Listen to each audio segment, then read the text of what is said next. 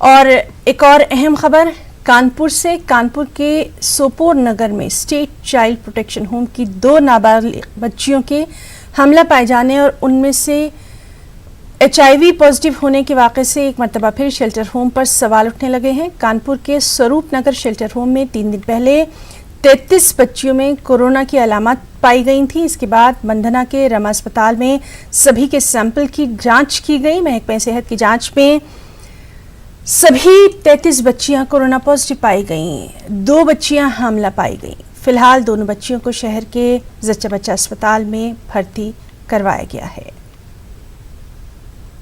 बालिका संरक्षण गृह संवासनी गृह में विगत सप्ताह कराए गए परीक्षणों में कोविड-19 के 57 मामले पाए गए हैं।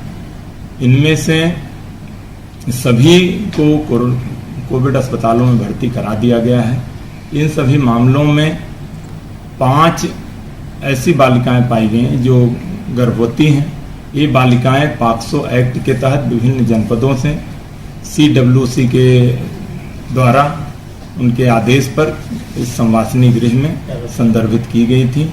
ये क्रमशः आगरा, कन्नौज, फिरोजाबाद, एटा और कानपुर नगर के बाल कल्याण समिति या CWC द्वारा संदर्भित मामले रहे हैं जो पहले से गर्भवती थी।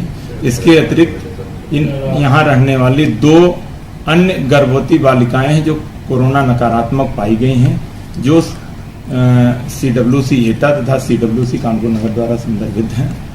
इन सभी का कोरोना प्रोटोकॉल के अनुसार इलाज किया जा रहा है।